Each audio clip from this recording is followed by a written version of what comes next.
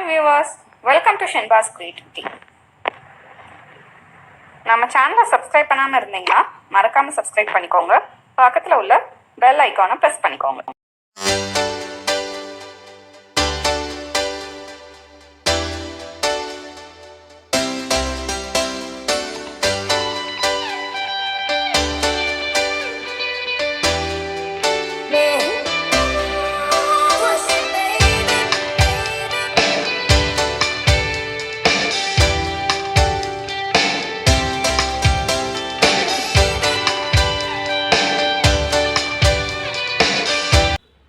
Friends, இன்றைக்கி நம்ம பார்க்க போகிற ரெசிபி சன்னா பிரியாணி. சன்னா பிரியாணி டேஸ்ட் ரொம்ப அருமையாக இருக்கும். ஸ்கூல் போகிற பசங்களுக்கு இந்த ரெசிபி பண்ணி கொடுக்கலாம். சன்னாவில் ப்ரோட்டீன் கண்டென்ட் அதிக அளவு இருக்கிறனால ஹெல்த் பெனிஃபிட்ஸ் நிறையா இருக்குது. வாங்க இப்போ சன்னா பிரியாணி எப்படி பண்ணலாம் பார்க்கலாம். சன்னா பிரியாணி பண்ணுறதுக்கு சன்னாவை முந்தின நாள் நைட்டே ஊற வச்சுட்டேன். காலையில் சன்னாவை தேவையான அளவு உப்பு போட்டு வேக வச்சு எடுத்து வச்சுருக்கேன். பிரியாணி தாளிக்க என்னென்ன ஜாமான் வேணும்னு பார்க்கலாம். பட்டர் 2, அன்னாச்சி பூ 2, பெரிய வெங்காயம், தக்காளி, மல்லித்தலையும் புதினாவும் பொடியாக கட் பண்ணி எடுத்து வச்சுருக்கேன். பிரியாணி மசாலா அரைக்கிறதுக்கு பூண்டு, இஞ்சி, பட்டர் 2 துண்டு, அன்னாசி பூ 2 துண்டு, மஞ்சள் தூள், மிளகாய்த்தூள், கரம் மசாலா, மல்லித்தூள். இப்போ ஒரு மிக்ஸி ஜாரில் பூண்டு, இஞ்சி, பட்டை, அன்னாசிப்பூ தேவையான அளவு தண்ணி ஊற்றி நல்லா ஃபைன் பேஸ்ட்டாக அரைச்சி எடுத்துக்கிங்க. ஒரு பேனில் 2 டேபிள் ஸ்பூன் நெய் ஆட் பண்ணியிருக்கேன். பட்டை, அன்னாசிப்பூ போட்டிருக்கேன். நீளமாக கட் பண்ண பெரிய வெங்காயத்தை சேர்த்துக்கலாம். பெரிய வெங்காயம் நல்லா வதங்கணும்.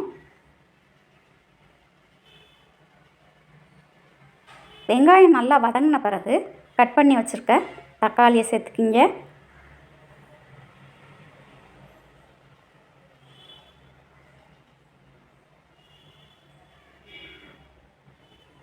தேவையான அளவு உப்பு போட்டுக்கிங்க. தக்காளி நல்லா சாஃப்ட் ஆகிற வரைக்கும் வதக்கிக்கலாம்.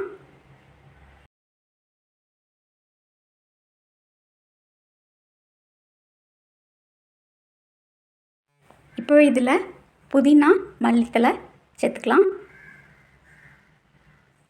இது நல்லா வதங்கட்டும்.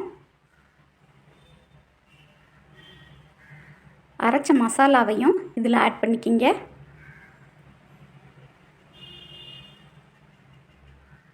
மசாலாவை நல்லா வதக்கிக்கிங்க.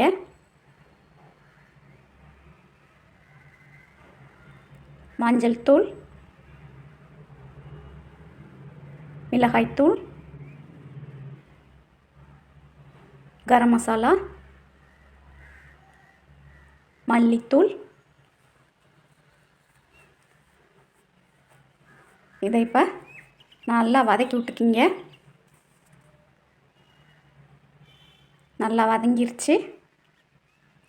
இப்போ வேக வச்ச சுண்டலை இதில் சேர்த்து மிக்ஸ் பண்ணி விட்டுக்கலாம். இப்போ அடுப்பை ஆஃப் பண்ணிடுங்க. பிரியாணி ரெடி பண்ணுறதுக்கு 2 கப் சீரக சம்பா அரிசிக்கு 3 டம்ளர் தண்ணி எடுத்து கொதிக்க வச்சுருக்கேன். அரிசியை நல்லா ஊற வச்சு க்ளீன் பண்ணி எடுத்து வச்சுருக்கேன். தண்ணி நல்லா கொதிச்சிருச்சு. இப்போ பிரியாணி மசாலாவை இதில் சேர்த்துக்கலாம்.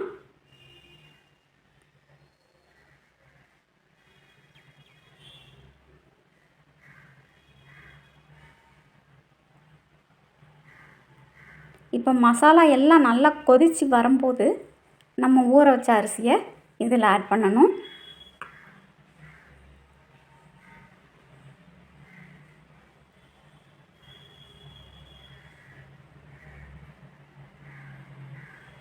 இப்போ மிக்ஸ் பண்ணி விட்டுட்டு உப்பு சரியாக இருக்கான்னு பார்த்துருங்க. பத்தாட்டி சேர்த்து போட்டுக்கிங்க. கொஞ்ச நேரம் அடி பிடிக்காமல் இருக்க கிண்டிக்கிட்டே இருக்கணும். தண்ணி சத்து கொஞ்சம் வற்றி விரட்டினாப்பில் வரும்போது நம்ம குக்கரை மூடி வச்சிடலாம்.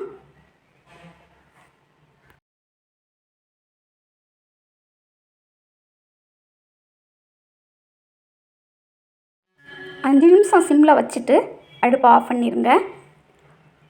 அரை மணி நேரம் குக்கர் சூட்லேயே அப்படியே இருக்கட்டும். அரை மணி நேரத்துக்கு அப்புறம் குக்கரை திறந்து பார்த்திங்கன்னா அருமையாக சன்னா பிரியாணி ரெடி ஆகிருக்கும். நீங்களும் இந்த ரெசிபி கண்டிப்பாக ட்ரை பண்ணி பாருங்கள். இது வரைக்கும் நம்ம சேனலை சப்ஸ்கிரைப் பண்ணாதவங்க மறக்காமல் சப்ஸ்கிரைப் பண்ணிக்கிங்க. தேங்க்யூ.